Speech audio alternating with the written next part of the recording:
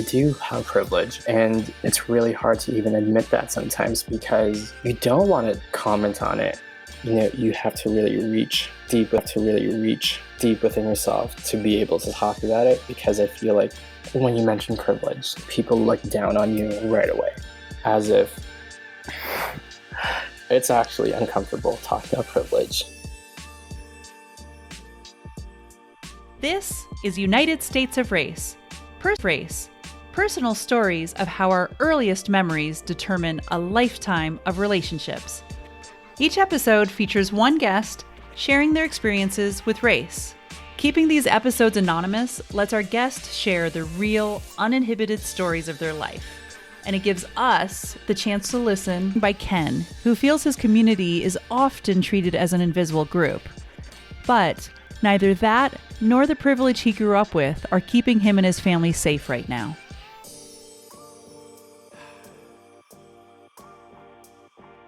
When did you first become aware of race? My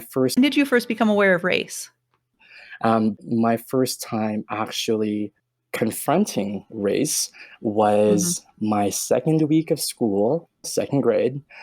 And basically, this blonde, blue-eyed girl comes up to me at lunch and goes, "Is it true that you eat dogs?" And I looked at her and I was like, "I don't know. I've never eaten a dog before." So the same day, I came home and asked my mother, I asked, "Mom, do we eat dogs?" And she goes, "What are you talking about?" So my mom was shocked to hear about, hearing my question, because that was very low for her. She was like, did someone ask you this? Did your teacher ask you this? And I told her a little girl asked me at lunch, and she goes, "No, we do not eat dogs." So I was really happy about that answer. Not eat dogs. So I was really happy about that answer. Next day, I told this little girl that, no, my mom said we don't eat dogs. So I was born in the islands of the Philippines. And if you know anything about the Philippines, we do have a long history with the Spaniards and also the Americans, and actually seeing white people or American missionaries was pretty common. Growing up, my parents sent us to an all-American school, so we spoke English in school. We would speak Tagalog in public. Yeah, no, I was always surrounded by people of different colors back in the Philippines. But the issue of race actually came up when I started to go to school here in the U.S. We immigrated to the U.S. in 2001 and landed in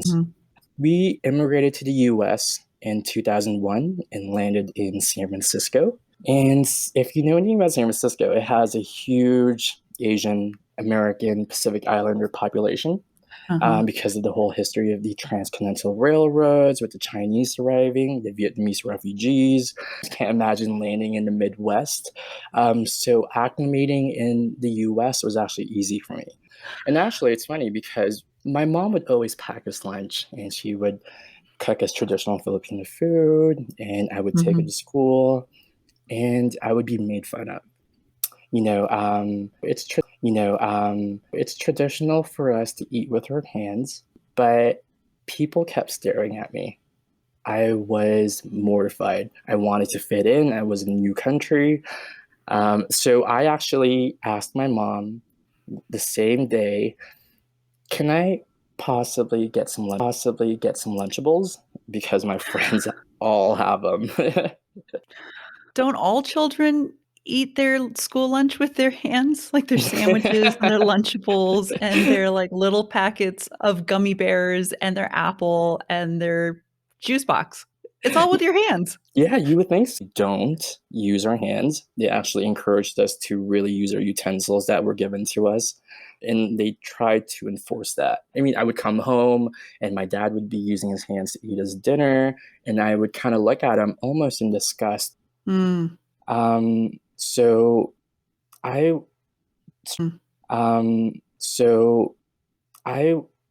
struggled with my identity when I came here because my mom actually told us, stop speaking Tagalog, stop speaking dialects. And I never understood why until later on because my mom wanted us to really acclimate and actually be a part of the general population without being stared at, despite Hmm. the huge Asian American community already in the Bay Area. I had a lot of friends who were Asian. Actually, the African American and also the white community was actually the minority in my school people until I actually moved to Reno, Nevada. When I first got here, I was like, where are my Asians at? I was really shocked because I went to university here and people would actually look at me and mistaking me as an international student, and people would actually look at me and mistaking me as an international student, which really sucked because they thought that I didn't speak English. No one wanted to sit with me at my science labs because they thought there would be a language barrier, and Hmm. really integrate myself in the student population here by joining a fraternity. And it wasn't for me. So I actually quit my fraternity within a year because I was just trying to fit in. And with me joining a fraternity and being introduced to the community, I was more likely introduced to the community. I was more likely highlighted, and it felt like I was like the elephant in the room that people stared at. It's amazing what we'll do to try and fit in, but sometimes it ends up just making you stick out. That's how I felt, and it wasn't until I joined some Asian American, AAPI, which caters to the Asian American and Pacific Islander community. It felt like home there. But I didn't want that to be just my university experience with, oh yeah, all these Asians know all these Asians know each other. It makes me think about how one goes about creating spaces, safe spaces without kind of self-segregating. Like no, you don't want to purposefully seek out only quote unquote your kind, only almost becoming even more insulated because Exactly. of feeling welcome. But But it was easier to hang out with people who look like me because they understood what I was going through. But actually, dating was really hard. Dating was really hard mhm. because I was fetishized. I went into a gay club. This 6'6" white man came up to me and was like, "You look really exotic." Oh, the exoticized thing, yeah. And I was Mhm. like, thanks. I was just like, well, it really caught me off guard because in the Bay Area, there were so many people that look like me. But Mm, coming into a city where it's predominantly white made me feel fetishized. mm. I mean, what's wrong with that? Made me feel fetishized. Hmm. I mean, what's wrong with that? You're being appreciated for your different looks, and in theory, it's a compliment that you're good looking and different from everyone else. So why is it an issue? For me personally, I don't want to be I don't want to be that one story that where a guy goes, "Yeah, I tried an Asian." I mean,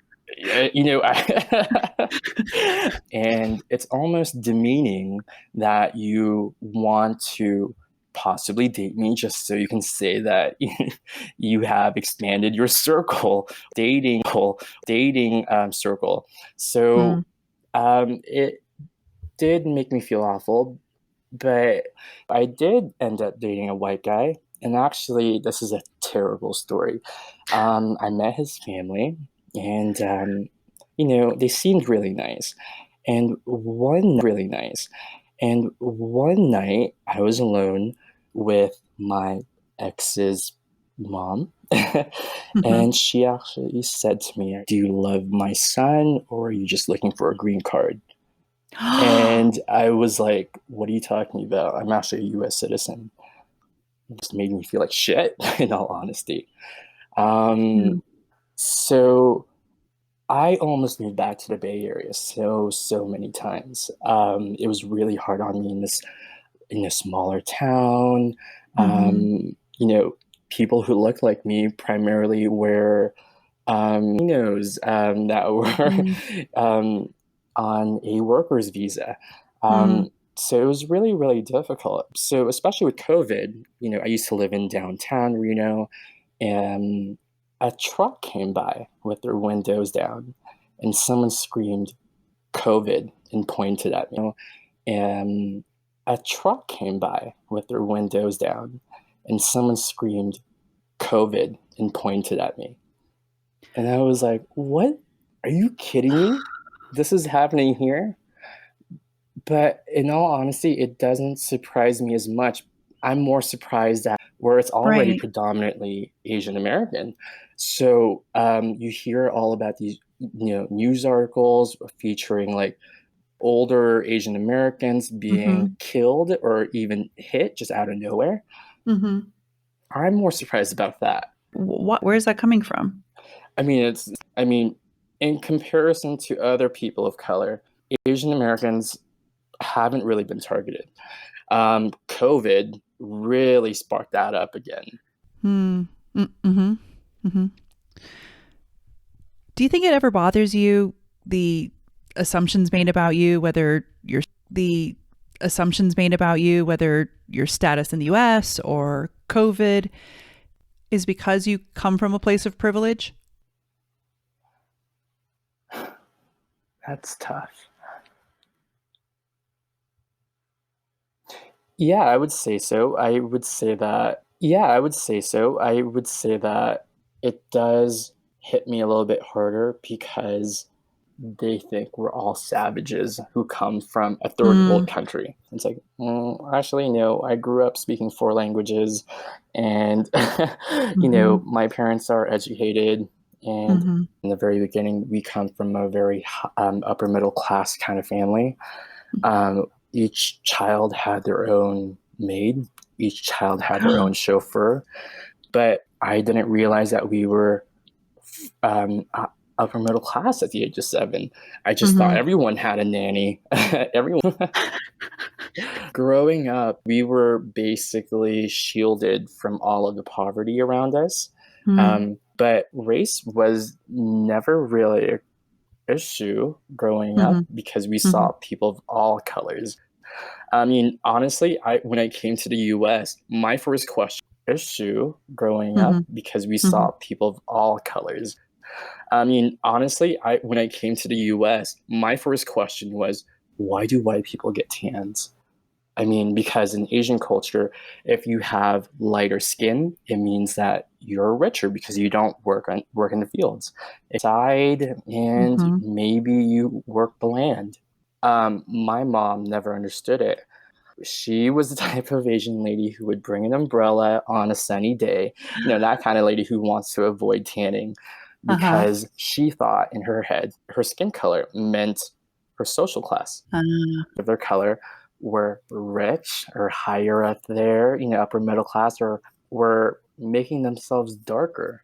Whereas people in the Philippines would want to portray themselves as light as possible Mm-hmm, to avoid biases. People maybe looking story. I joined my high school swim team, mm-hmm, and it was an outdoor pool. So I would get tan really fast. mm-hmm. And my mother one day, she didn't say anything. She just handed it to me. She gives me a whitening soap and fast. Mm-hmm. And my mother one day, she didn't say anything. She just handed it to me. She gives me a whitening soap. And I was like, what is this? And she goes, it's for your skin. Skin color was a defining feature, and my mom me to feel secure and not be judged for having darker color because that's what she thought. She Mm-hmm. wanted to protect me, and that's how I see it. Mm-hmm. Yeah, it's interesting that you're saying about the Philippines that colorism, which I mean you can think of as an offshoot of racism, is more so than the issue of race, which I mean, in the US is looked at sometimes almost entirely as a black and white issue, but this is about class. Exactly. That is correct. You're on point there. Huh. And in America, it has become more of a black and white issue, black and white issue. And maybe this is why I considered Asian Americans as this invisible figure. We're almost just like an invisible race in the middle because, honestly, we kind of fly by pretty okay. And should we kind of fly by pretty okay.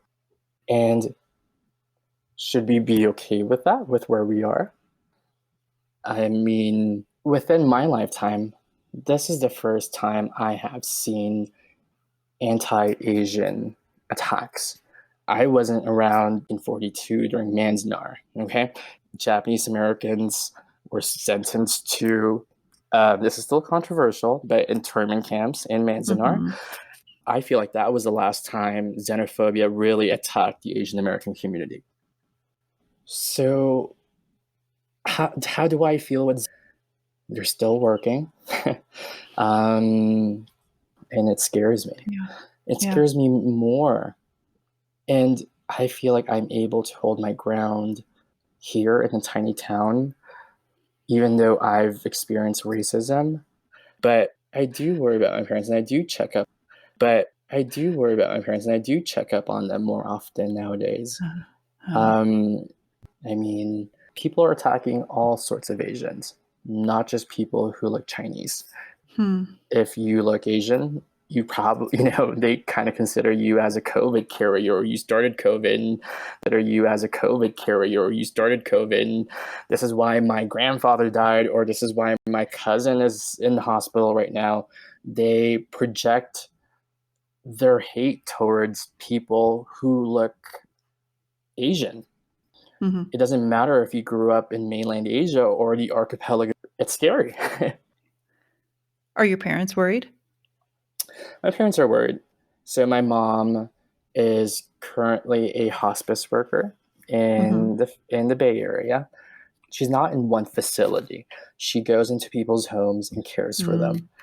So it does scare me when my mom, and when she goes to an area that is predominantly white, I always tell her to message me when she's done, because she leaves around like 1 a.m. Most crimes occur around then. So it's weird, it's weird, fearing for my mom, who is in a predominantly white community. So it's a crazy time right now, and it's weird to feel like that. I mean, the scar that we will carry from COVID, if it ever ends, is going to be long lasting. So it's kind of hard to be hopeful, because this is going to stick with us for a while in terms of how people treated the Asian American community. But let's try to be hopeful. I feel like it'll pass. We will remember, but I feel like the racism based on assuming that every single Asian had something to do with COVID will pass. And with social media, people are able to really spread positive messages and educating people. And I feel like that's the only way. It's been so nice. I mean, a lot of my Asian friends have been reposting those things, but seeing people of all colors reposting them, it makes me feel less of a target, and as one of them.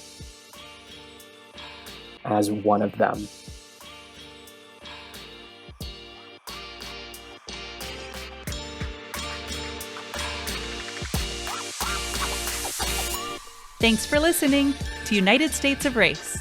This podcast was produced by me, your host, DB Crema. And our artwork is designed by Alley Creative.